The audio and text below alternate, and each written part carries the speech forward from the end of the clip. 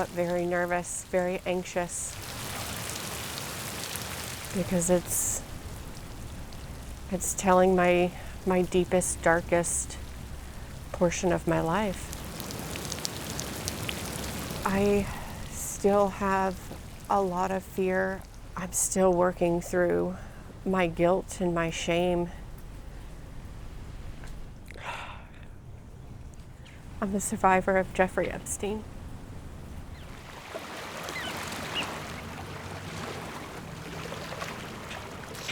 What did you fear? That maybe somebody wouldn't believe me? His control was beyond what most people experience. It wasn't just, somebody said, do you want to go give somebody a massage? There's so much more to it. Yes. I'm Ashley, and I'm a survivor, Jeffrey Epstein.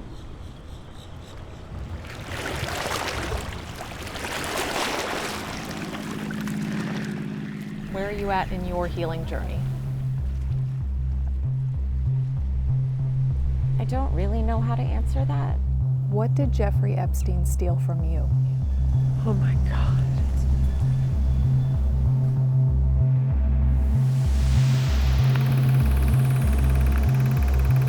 I was recruited at a very young age. The allegation that an assembly line of young women from this area. Jeffrey Epstein was arrested Saturday and will be charged with federal sex crimes. Some of the girls were as young as 16.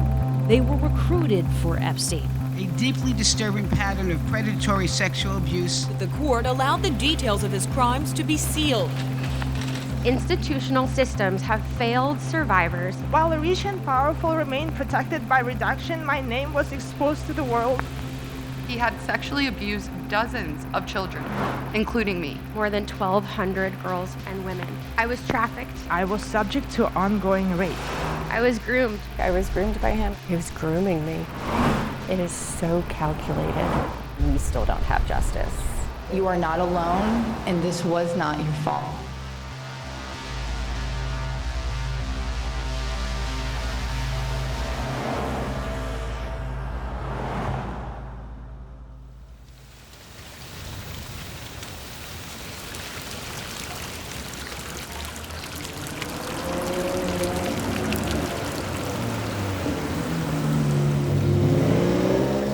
I think that Palm Beach will be forever known as two different things. It'll be known as the home of Jeffrey Epstein and the home of the president. When I drive over that bridge, it's a whole new world.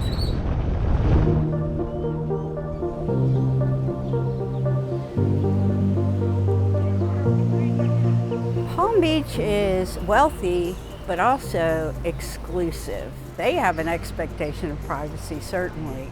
And with their money, they can afford to buy that. Everything is pristine, everything, they're very high edges. It's like everything is also hidden. It's kind of like pulling back the cover to some really disgusting world that exists that a lot of people don't realize or think about. I never thought that I would still be talking about Jeffrey Epstein today. You have to understand that this didn't occur today. This occurred 20 years ago. I was a kid. Jeffrey Epstein went to jail just before 10 this morning. He pleaded guilty in open court. Literally mind-blowing. I was just shocked. I couldn't believe what I was hearing in the news. Fast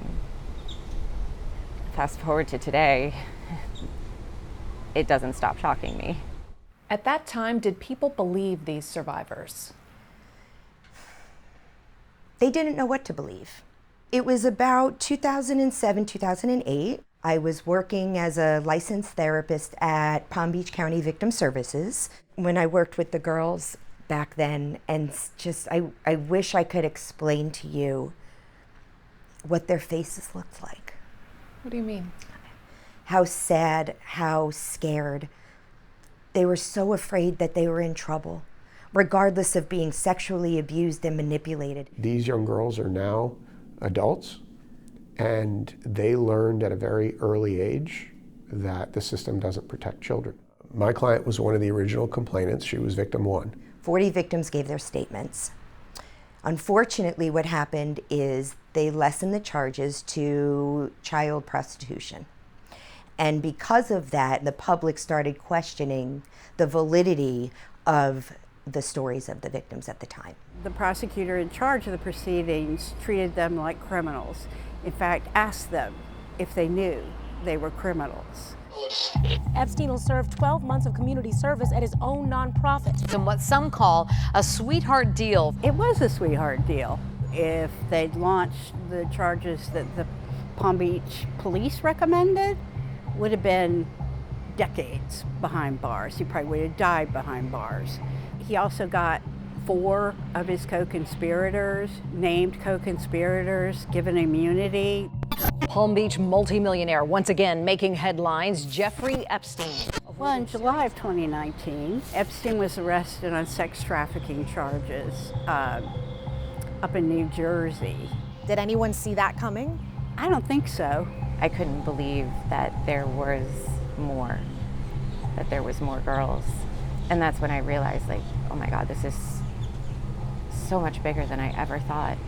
Multi-millionaire Jeffrey Epstein has died by suicide in his jail cell. This is one of the most secure prisons in the United States. This is where we held one of the first World Trade Center bombers. The fact that he was allowed to die there is very unbelievable, at the least. How did you feel when he died? You know, angry, because I'll never see justice. An alleged co-conspirator, Ghislaine Maxwell, was arrested. She was bringing victims to the slaughter, so to speak. Ghislaine Maxwell recruited girls. She went to massage schools. She went to parks. She stood outside of high schools. And without a Ghislaine Maxwell, there would have never been a Jeffrey Epstein. Where does the work still need to be done to support these survivors and their journey to heal? Well, for God's sakes, justice. How about it? I have a lot of faith in our justice system, but that's been eroded. The number of times that survivors have been denied justice is just mind-boggling.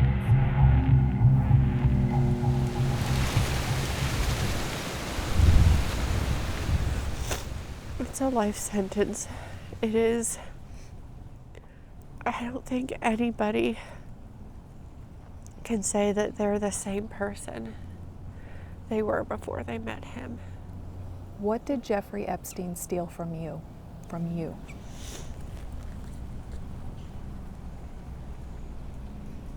He stole my life.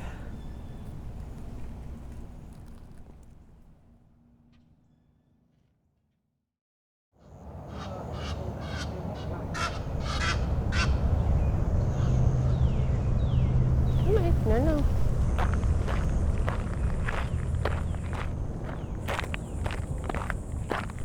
It's like green. I was very good at pushing it away, staying in denial. Is this the first time you are talking about your story in this way? Yes. There's a reason why we're not seeing your face. I still have a lot of fear of multiple people taking my story, twisting it, and using it to further themselves. I'm speaking now because of the young girls in my life and all the young girls out there. I want to give them as much knowledge as I can and help.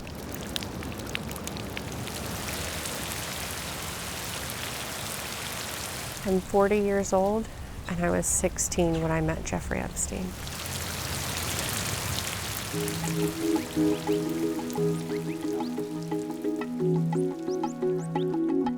I was active.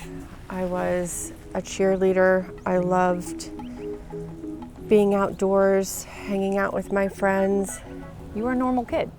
Yes, I mean, I think at 16 I was, experimenting with, little things, but that was, I felt like that was 16.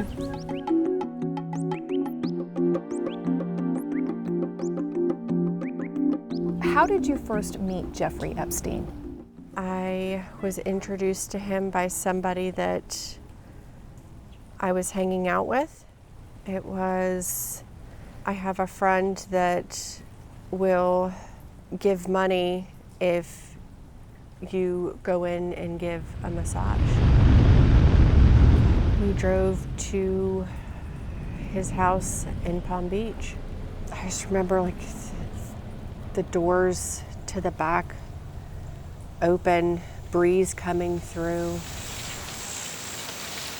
It was very welcoming. Everybody was very friendly. He came in, I think he was in a towel. I felt like he sensed that I was nervous. And he reassured me, and everything was light. Like, no big deal. This is every day. This is normal. Asked if I ever had a massage, if I had ever given a massage. Asking about me,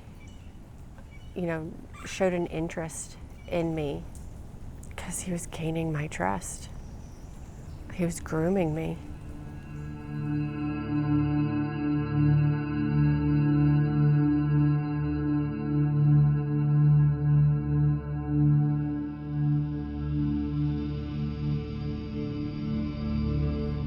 What is the one detail you cannot get past that you remember clearly? His smirk.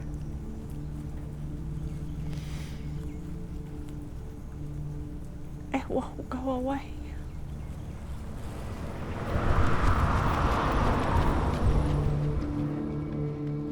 Where are people getting it wrong? I think that they're not understanding what grooming is. The people that say, "Oh, I was 16, I would have known better." You're probably one of the ones that it would have happened to. Does grooming take on a new meaning almost when it comes to Jeffrey Epstein? Oh, Jeffrey Epstein wrote the book on grooming. So his goal was to learn about each girl, right? Learn about their goals, their dreams, their families, so he can find a way to make them feel special. Did he make you feel important? He did. How?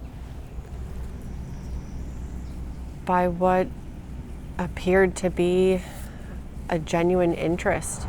Asked how I'm doing in school. Am I staying on track to, going to college and doing well? He said, you're gonna do great things. You have a lot of potential. It was all lies. It was all lies. He wrote college reference letters for an individual. He promised another girl that she wanted to be a model. Well, he's got connections in Paris. All of it adds up to control, and control is the last step. How did Epstein keep control of everything?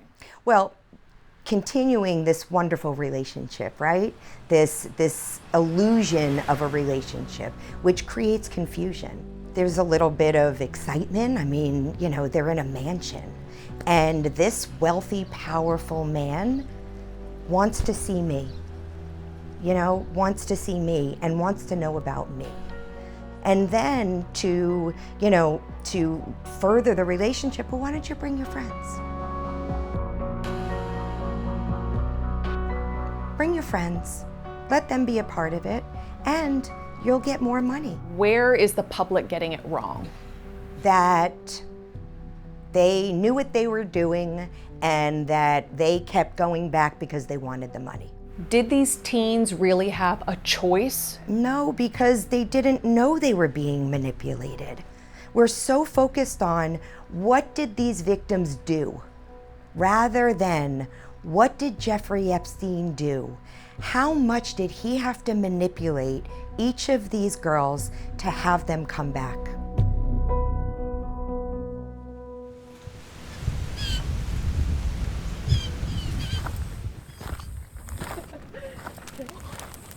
That's a good boy.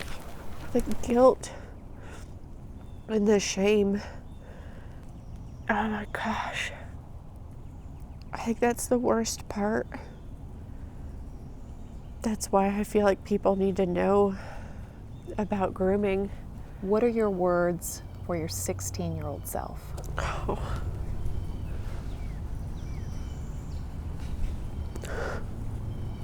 My gosh.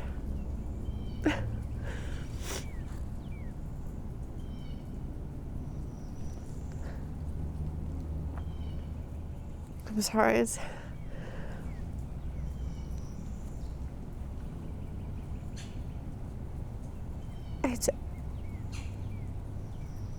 not your fault.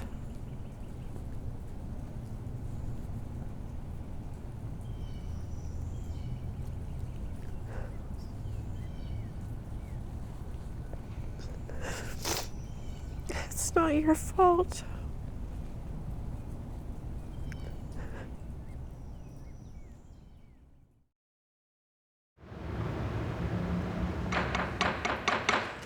Well, good morning, everyone. I want to begin by opening up this hearing. In May of 2026, And our committee, of course, has been leading on this. Democrats on the House Oversight Committee held a field hearing in West Palm Beach, Florida. We're launching a new phase of our Epstein investigation. I think what happened in that room that day was just a testament to one of the many themes of this entire saga, and that's when you think you know everything about the Jeffrey Epstein case, there's more. I was 14 years old when I was abused by Jeffrey Epstein. When I was 14 years old, I was abused by Jeffrey Epstein. She was only 16 years old, a child who had just finished 10th grade when she began being trafficked. For the following 3 years, I was subject to ongoing rape. I am one of more than 1,200 girls and women. The DOJ continues to withhold half of the Epstein files have not been released to the public. I came here today to ask for one simple thing, to make sure this never happens again. We have seen a systemic breakdown in their protection at nearly every step of the way. Every one of these failures sends a devastating message, not only to Epstein survivors, but to survivors everywhere, that accountability is optional for the powerful. The passage of the Epstein Files Transparency Act was a moment in which survivors hoped and believed that we might see some reckoning. But the system yet again failed survivors. The Department of Justice released documents that exposed our names, our social security numbers, and deeply personal information. On one document, my nickname, Danny, redacted, while Danielle Hannah Bensky is left completely unredacted.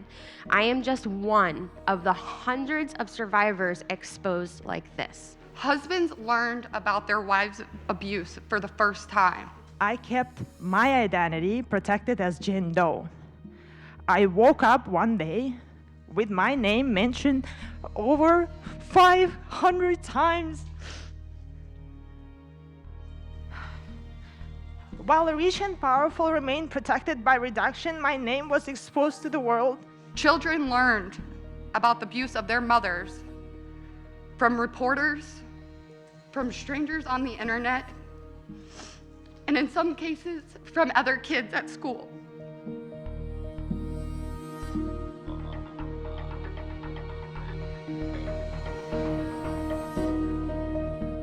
These documents hold disturbing and yet incomplete accounts of my abuse, and they were viewable not only by the entire world, but my child, my students, my students' parents, my friends, my employers. I cannot live without looking over my shoulder. Releasing my name while redacting the name of other powerful is not a mistake, it's a choice. It's a choice to prioritize the comfort of an institution over the safety of the survivors. This outing of survivor names does real, irrevocable damage. Everyone in that room was hanging on their every word. It was heartbreaking. It was one of those stories that you listen to and then you realize as you're listening to it, oh, I forgot to breathe. My focus with the files was, holy shit, why are all my clients' personal identifying information and stories unredacted? And they're being re-victimized over and over and over again, which is making it difficult to cope. I think that some women felt that they didn't have the choice but to tell their stories at this point.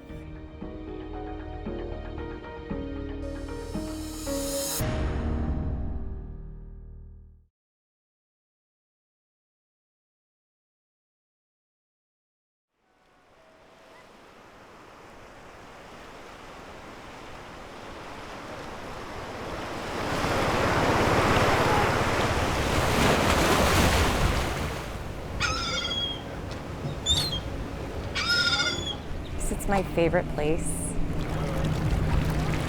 It makes me feel better, and now I'm realizing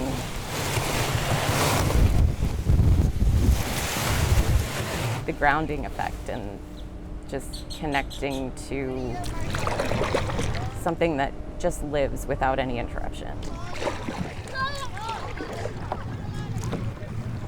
Is nature healing for you? Yeah. The connection that these creatures have that go through so much adversity just trying to survive, I think.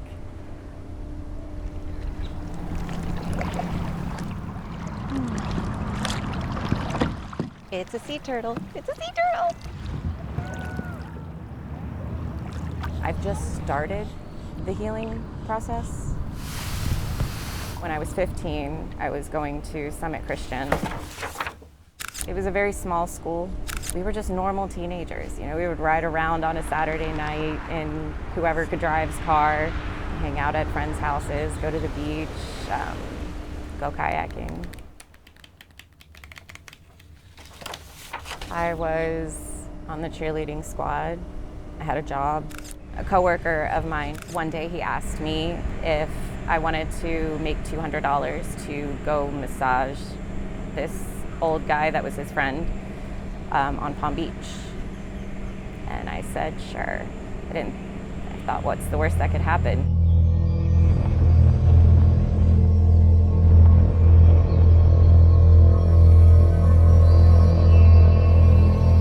I remember my eyes hurt because it was so white and I didn't have sunglasses on. And so the sunlight was just reflecting the whole outside of the house.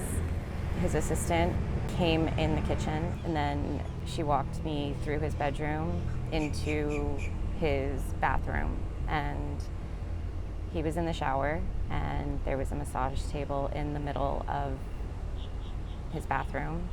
The abuse happened right then, day one meeting Jeffrey Epstein.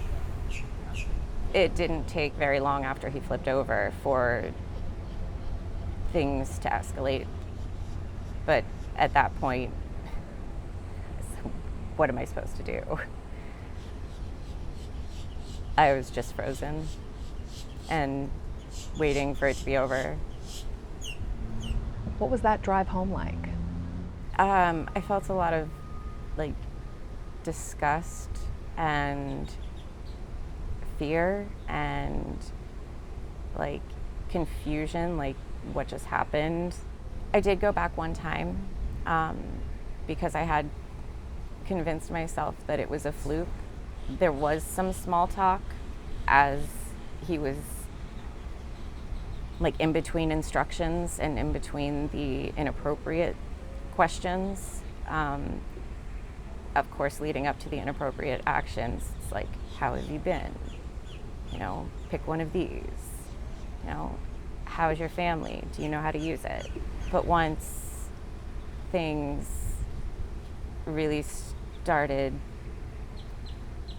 there was no more anything, and he was much more demanding. Ashley, were you terrified? Yeah. Yeah, at that point I knew I was wrong the first time, that it wasn't a fluke, and I just wanted to get out of there as quickly as possible. My personal home life was hard at times, and I think if it wasn't, I wouldn't have ended up there. Do you think he sought out people like that? I have no doubt.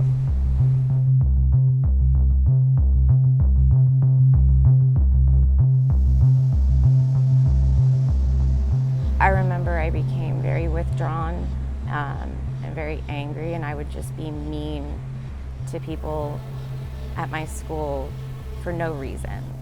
I got put on academic probation from the cheerleading squad, started really hanging out with the wrong people, and I ended up pregnant at 17 just before I turned 18, which probably saved me.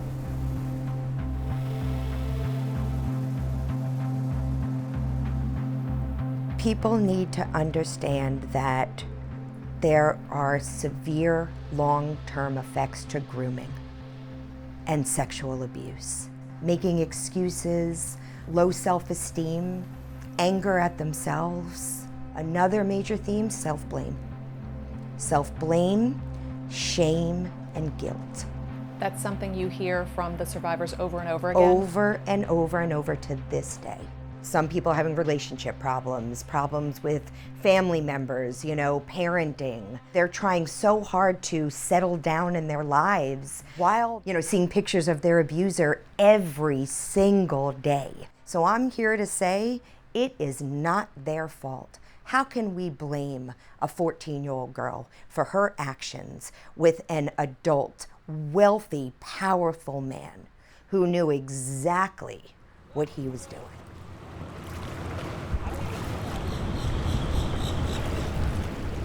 I'm just starting to really learn what effects it's had on me. I tell you, it doesn't help seeing his face everywhere for 6 years. Does talking about it help? It does. For a long time, I did try to erase it. I wanted to pretend it didn't happen, and I got to a point where I couldn't ignore it anymore and push it away, and I had to just start dealing with it. Talking about it and fighting about it.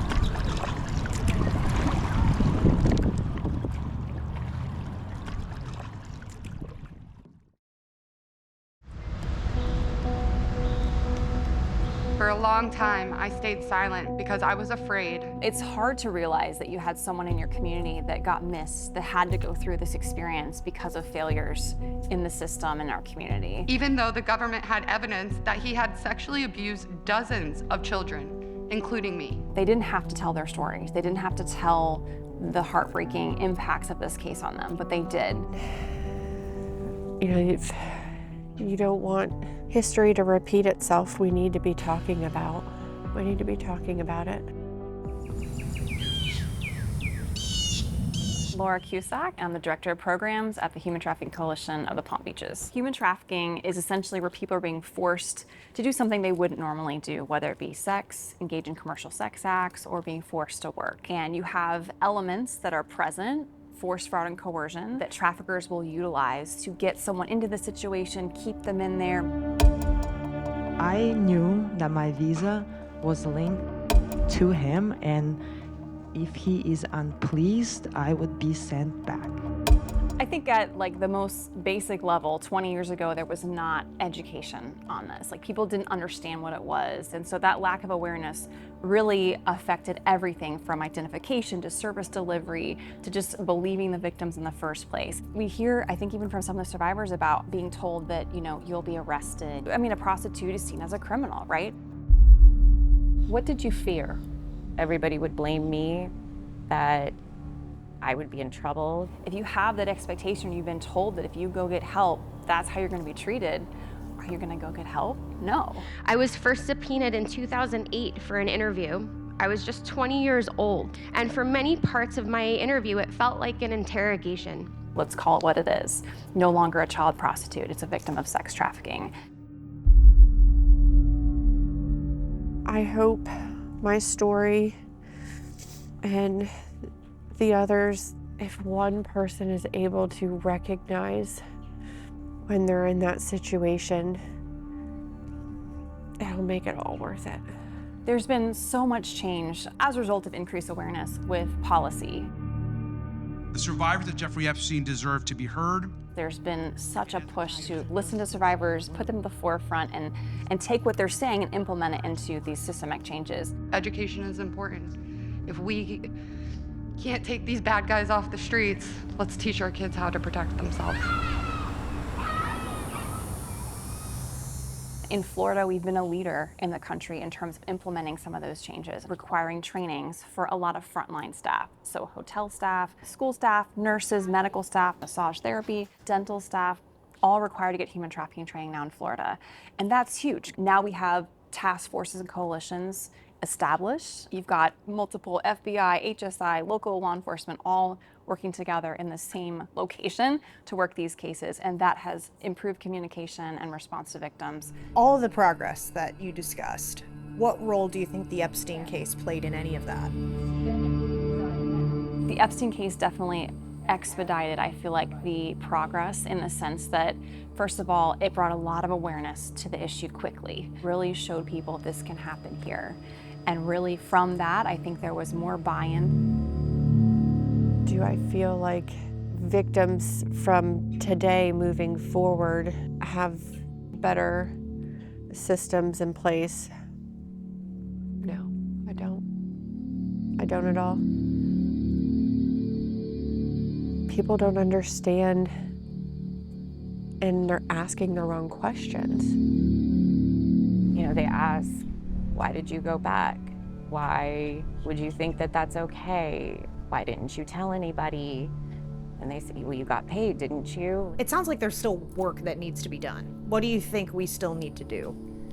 Still listen to survivors. They have been very vocal about what they want. Take responsibility and provide meaningful remedies to the women who have been harmed over and over again. There has to be more education on what grooming is, on what sex trafficking is. We have to change the system, and we have to change the way the public perceives this case. Listen to the survivors. Do your job. If your job is to, follow the law and release the files, do your job. Release the files. If your job is to investigate and prosecute, do your job. If you work in a setting with children, your job is to keep them safe. Take that step to educate yourself and then educate the child. Same thing as parents. Our job is to protect our kids. We can't keep our head in the sand.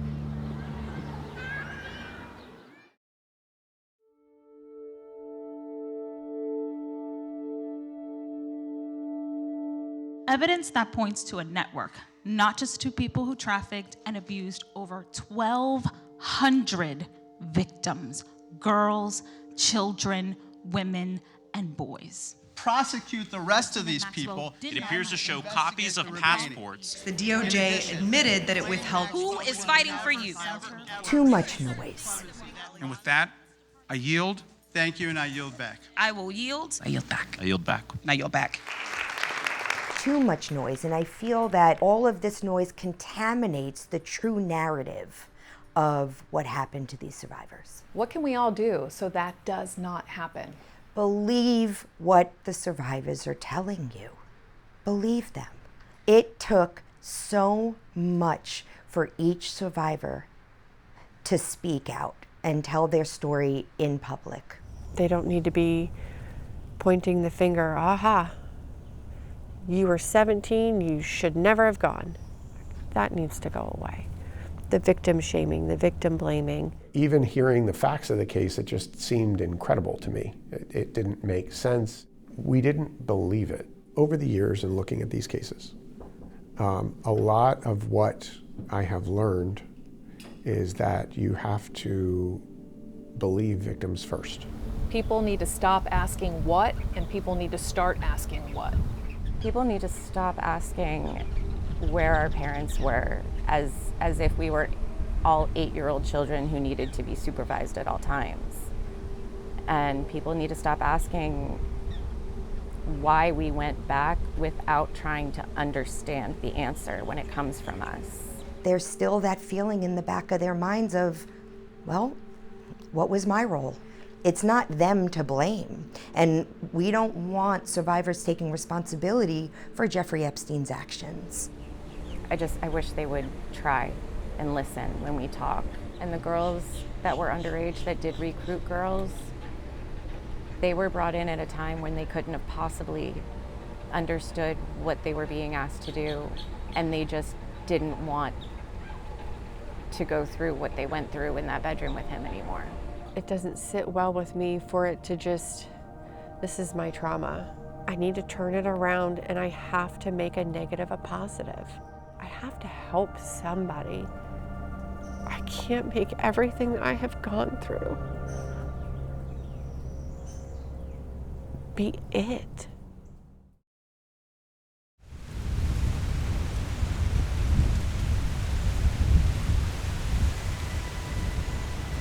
What's the moral of your survivor story? I was the one that was victimized. I was naive, and that was on purpose. And it's other people that should have known better. It's not your fault. No.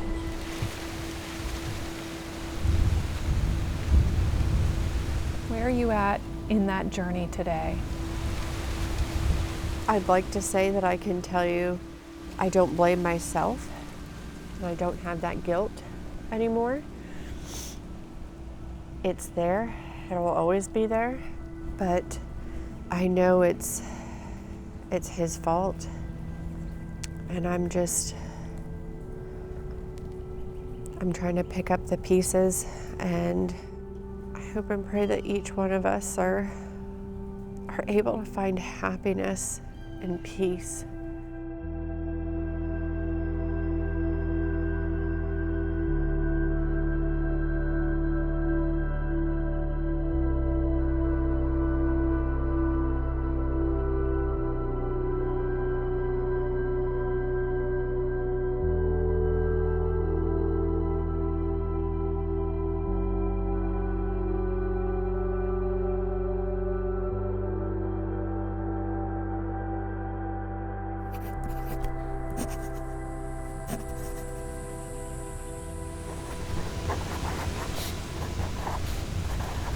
We're not telling other people's stories. We're telling our stories.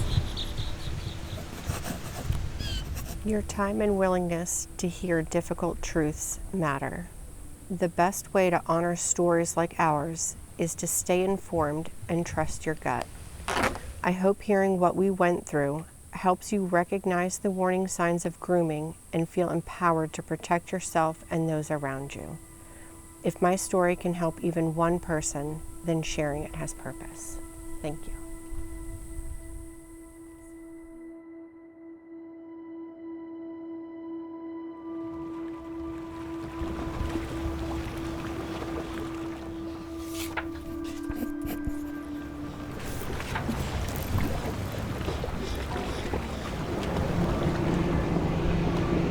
To you, first, I want to say that no matter what, no matter how you feel or who's around you, you are so important. Life can feel so lonely and hard, but there is someone who wants to hear your story. If you've ever been in a situation like mine, I'm here. We all are. You're not alone. We can and will do what is in our power to help you. It's scary, we know. But telling someone who can do something about it is a first step in reclaiming the power that your abuser stole from you. We are trying so hard to make sure that these evil people do not get away with these crimes. And please remember, you are not alone.